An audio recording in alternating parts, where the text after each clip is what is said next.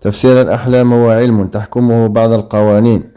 إذا كان الحلم فيه أكثر من حدث واحد، يحتمل أن يكون جزء منه وقع في الماضي وبقي جزء منه سيقع. هناك أحلام يخبرك تفسيرها إذا كنت ستبلغ أهدافك بنجاح أم ستفشل في بلوغها.